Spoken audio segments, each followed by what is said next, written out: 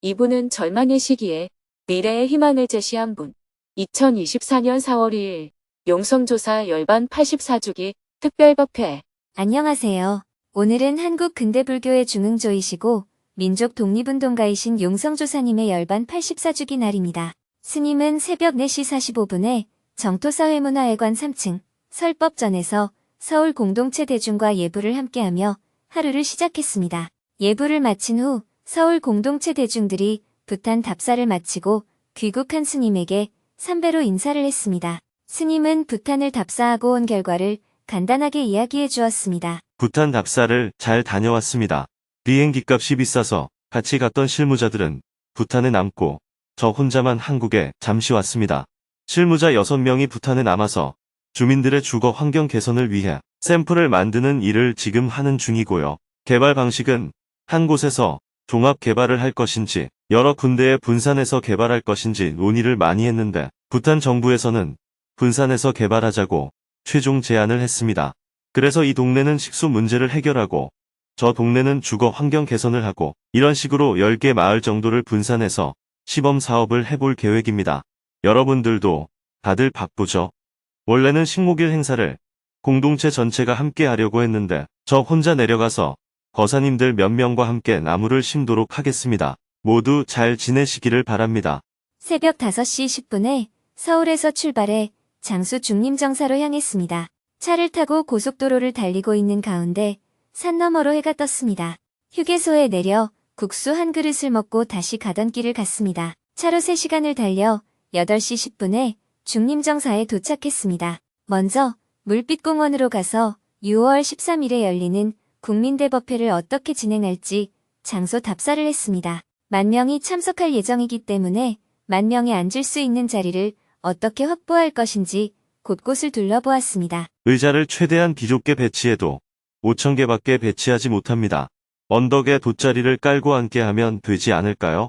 멀리 앉은 사람은 무대가 안 보일 수가 있는데 무대는 각자 핸드폰으로 생중계를 통해 보면 되니까 소리만 잘 들리면 될 것 같아요. 물빛 공원에는 나뭇가지마다 벚꽃과 목련이 송이송이 피어나고 있었습니다. 답사를 마치고 용성조사 열반 84주기 기념식을 시작하기에 앞서 역대 전등 조사들을 기리는 달해제에 참석했습니다. 달해제를 마치고 참석한 내빈들과 차담을 나누었습니다. 장수군 군수, 군의회 의장, 군의원과 도의원, 도보훈지청장, 교육청장, 노인회 회장, 면장 등 많은 분이 자리했습니다. 서로 안부를 묻고 인사를 나눈 후 시간이 다 되어 행사가 열리는 교육관으로 이동했습니다. 내빈들이 모두 자리하고 10시 정각에 본법회를 시작했습니다. 삼귀이와 반야심경을 봉독한 후 국기에 대한 경례, 애국가 제창, 순국선열에 대해 묵념을 하고 용성조사님의 행장을 낭독하고 기념 영상을 함께 보았습니다. 참석한 내외빈 소개가 있고 난 뒤 대중이 삼배의 예로 법문을 청하자 백용성조사기념사업회 이사장이자 중림정사 주지인 스님이 기념 법문을 해주었습니다. 오늘은 열반일이기 때문에 조사님의 열반 모습이 어떠했는지를 중심으로 많은 이야기를 해주었습니다. 오늘은 용성 조사님이 열반하신 지 84년이 되는 날입니다. 이날은 조사님을 추모하는 날이기도 하고 열반을 기념하기도 하는 날입니다. 용성 조사님께서는 1864년 당시 행정구역인 남원군 번안면 중림리에서 태어났습니다. 지금은 장수군 번안면 중림리입니다. 조사님이 태어나신 1860년대 초는 대기근으로 많은 사람이 굶주리고 병들어 죽었습니다. 백성들은 고초를 견디지 못하고 관할을 습격하는 등 삼도에서 민중봉기를 일으켰습니다. 이런 혼란 속에서 조사님은 장수에서 태어나셨습니다. 백성이 주인이 되는 나라를 꿈꾸게 된 배경. 용성 조사님은 어릴 때 서당에 다니다가 꿈에서 부처님을 보고 남원 교령산성 용천사를 찾아갔습니다. 당시 조실이셨던 해원화상이 계시는 덕미람으로 가서 해원화상을 직접 뵙고 그분의 지도를 받아 출가한 후 수도하여 위대한 스승이 되셨습니다. 용성 조사님을 위대한 수행자이자 민족 지도자로 이끈 해원화상은 동학을 창시한 최재우 선생의 절친한 친구였어요. 나중에 최재우 선생을 숨겨준 죄목으로 해월화상은 승적이 박탈되고 절 밖으로 나가지 못하는 가택연금과 같은 처벌을 받기도 했습니다. 이런 인연 덕분에 1919년 3.1운동 때 천도교 교주 손병희 선생과 용성 조사님은 스승의 인연을 따라 나라의 독립을 위해 의기투합할 수 있었습니다. 3.1운동은 대외적으로 기독교, 불교, 천도교가 함께 참여했다고 알려져 있습니다. 일부 기독교인들은 기독교가 3.1운동을 주도한 것처럼 언급하지만 실제로는 천도교가 주도했어요. 당시 천도교는 교인이 200만 명이 넘었고 기독교는 20만 명 정도였습니다. 천도교에서는 3.1운동에 교단이 직접 참여하여 모든 재정을 부담했습니다. 그 결과 3.1운동이 끝난 후 천도교는 막대한 타격을 입고 교세가 약화되었습니다. 개신교와 불교는 교단이 아닌 개인들이 참여했기 때문에 3.1운동 후에 큰 피해를 입지 않았습니다. 불교는 조선 왕조 500년간 순유업불 정책으로 탄압을 받았습니다. 그러다가 일제강점기가 되면서 불교는 오히려 옹호받았어요. 그러다 보니 당시 불교계와 승려들은 대부분 조선 총독부에 협력할 수밖에 없었습니다. 각 사찰의 주지를 임명하는 권한도 조선 총독부가 가지고 있었습니다. 이 때문에 용성조사님은 많은 제자를 두셨음에도 불구하고 일부 제자만이 조사님을 따랐어요. 나머지는 조선 총독부의 정책에 협조했습니다. 제자들 중에는 해인사, 범어사 같은 큰 절의 주지를 맡은 분들도 많았지만 조사님께서 돌아가실 때 당 하나조차 내어주지 않았다고 합니다. 결국 용성조사님은 본인이 민가를 사들여서 설립한 대각사에서 열반에 드셨습니다. 가슴 아프지만 용성 스님의 열반은 당시 우리 백성이 겪었던 고통을 생생하게 보여주는 상징적인 사건으로 볼 수 있습니다. 용성 조사님은 해월화상의 지도를 받았기 때문에 불교계에서만 뛰어났을 뿐 아니라 새로운 세상, 즉 백성이 주인이 되는 세상을 꿈꿀 수도 있었습니다. 이 점이 일반 승려와 달랐어요. 나라를 되찾는 독립운동인 동시에 되찾은 나라가 다시 임금이 나라의 주인이 되는 대한제국 부흥운동이 아닌 백성이 나라의 주인이 되는 대한민국 수립운동을 했습니다. 이에 따라 국호도 대한제국이 아닌 대한민국으로 해야 한다고 하셨습니다. 조선 왕조 또는 대한제국이 공식적으로 망한 것은 강제 합병이 된 1910년이지만 실제로는 1905년 을사늑약을 체결한 때라고 볼 수 있습니다. 조사님은 을사늑약으로 대한제국이 멸망했다고 보고 1907년에 중국으로 건너가 상해의 임시정부를 세울 기반을 마련했습니다. 당시 조사님이 중국의 여러 사찰을 순례한 것도 사실은 주된 목표가 상해의 임시정부의 기반을 마련하는 것이었습니다. 그래서 1919년 3월에 3.1 만세운동이 일어나고 바로 그 다음 달인 4월에 상해에서 임시정부가 출범할 수 있었던 겁니다. 그래서 이름도 대한민국 임시정부라고 했습니다. 용성조사님의 유업을 계승해 나가는 길. 용성조사님의 열반일을 맞아 조사님께서 돌아가실 때 시대 정황을 살펴보겠습니다.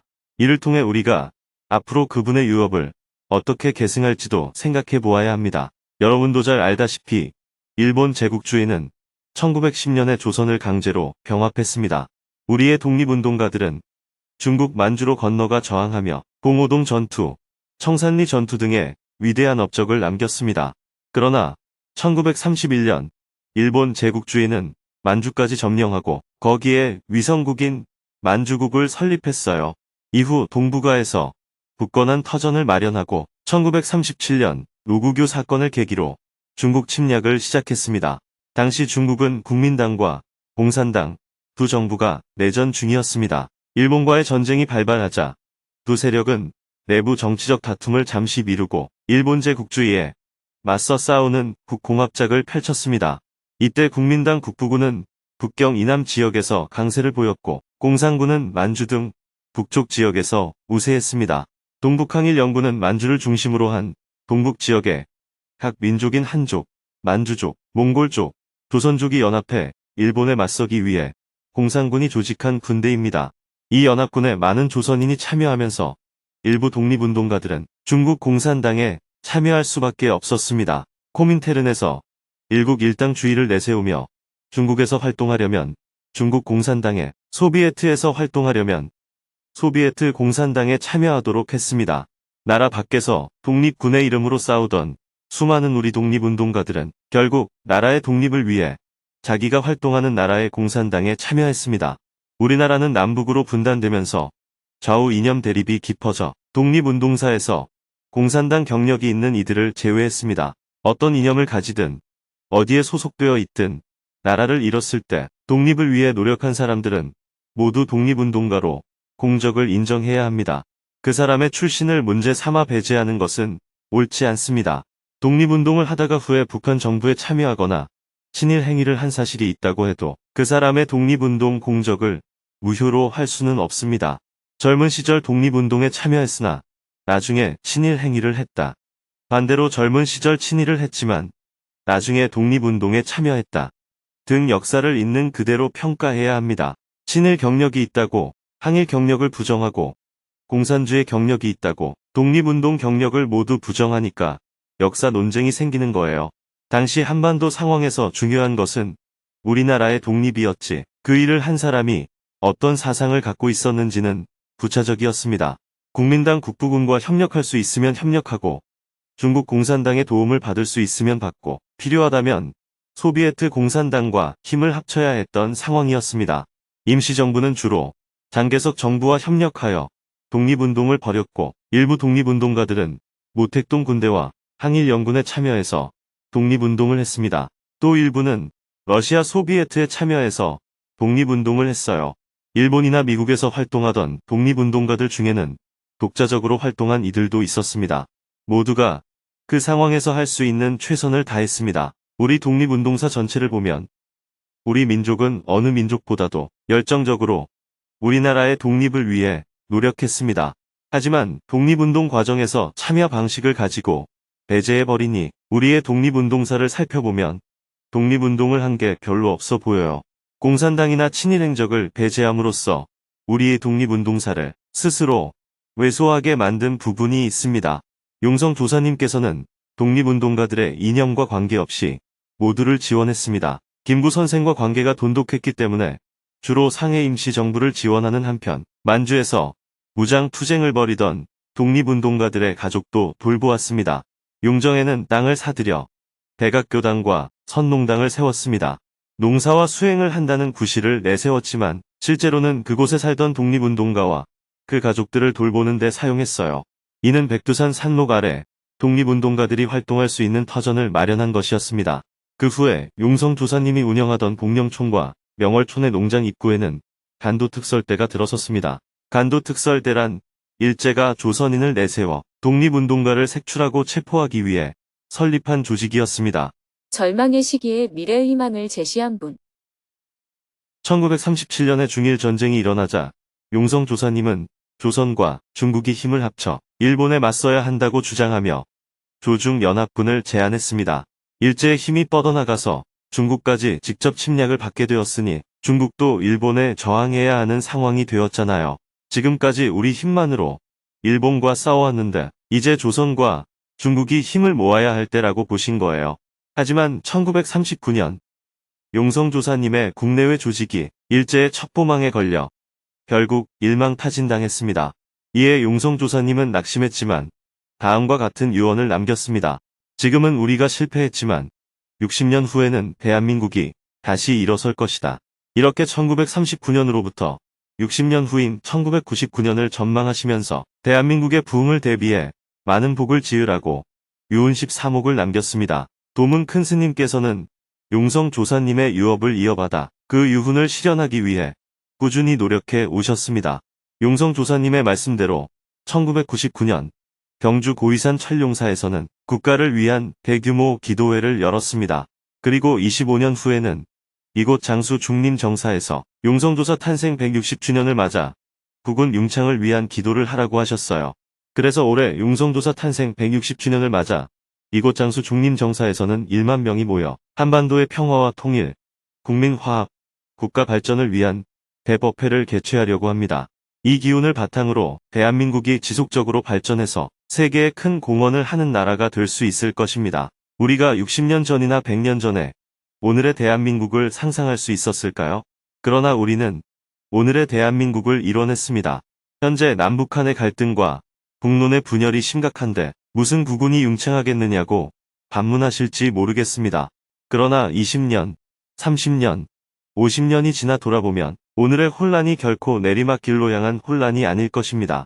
우리는 갈등과 분열을 극복하고 위대한 대한민국, 나아가 평화롭고 통일된 대한민국을 만들 수 있습니다. 2월 13일에 국민대법회를 하는 이유.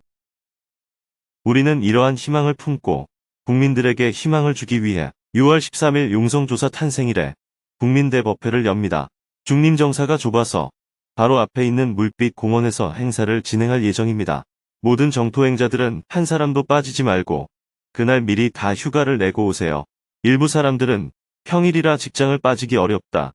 주말로 날짜를 바꾸면 안 되나요? 하는 제안을 했습니다. 장소가 좁아서 다른 곳으로 옮기자는 의견도 있었습니다. 하지만 나라의 독립을 위해 목숨까지 바친 분들도 있는데 직장을 하루 안 나가는 게 뭐가 어렵다고 그것도 안 하려고 해요?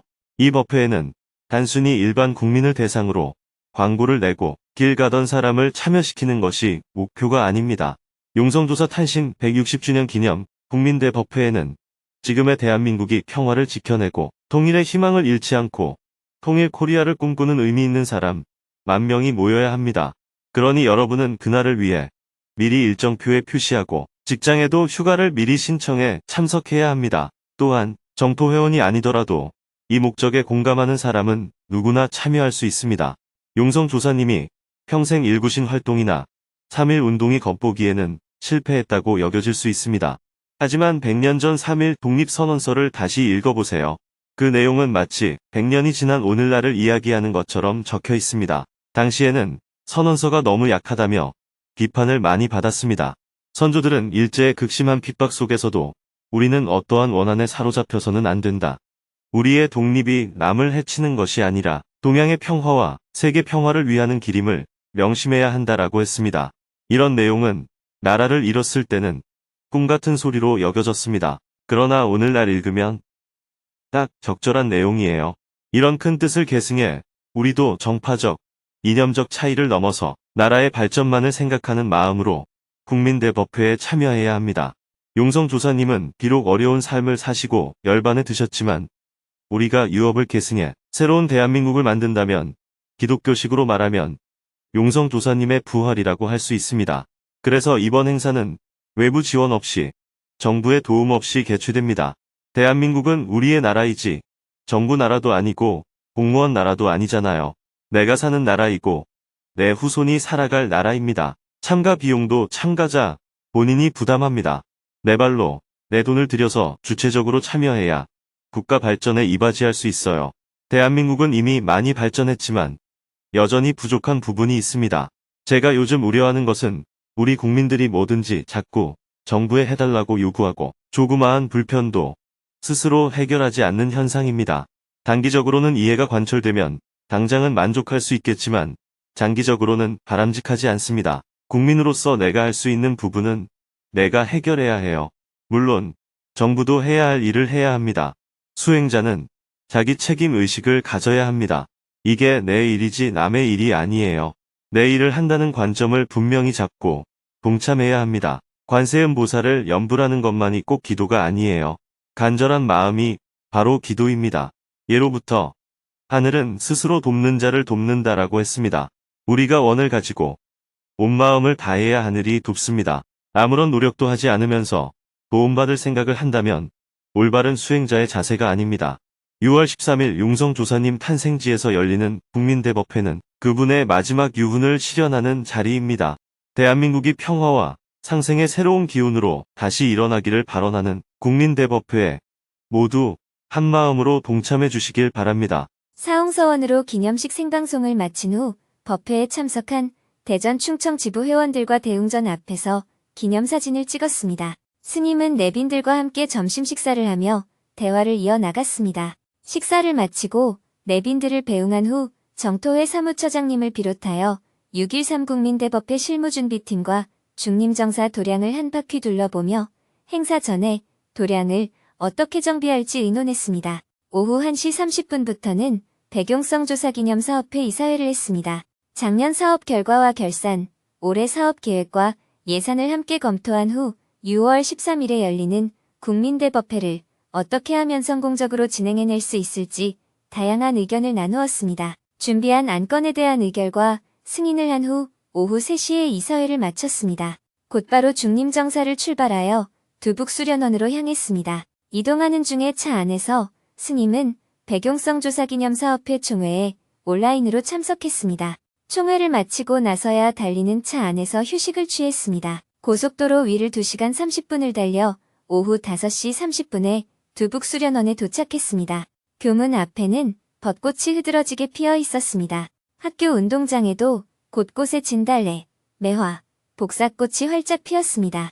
봄 소식을 곳곳에서 느낄 수 있었습니다. 해가 저물고 저녁에는 인도 상카시아에서 근무하고 있는 활동가 두 분이 비자 갱신을 위해 한국에 잠시 왔다가 스님에게 인사를 하러 찾아왔습니다. 함께 저녁 식사를 하며 인도 상카시아에 담마 센터를 세우는 일에 대해 의논한 후 일과를 마쳤습니다. 내일은 오전에 수행법회 생방송을 한 후 오후에는 식목일을 앞두고 나무 심기 울력을 하고 저녁에는 경주에서 신라문화원 개원 31주년 기념 초청 강연을 할 예정입니다.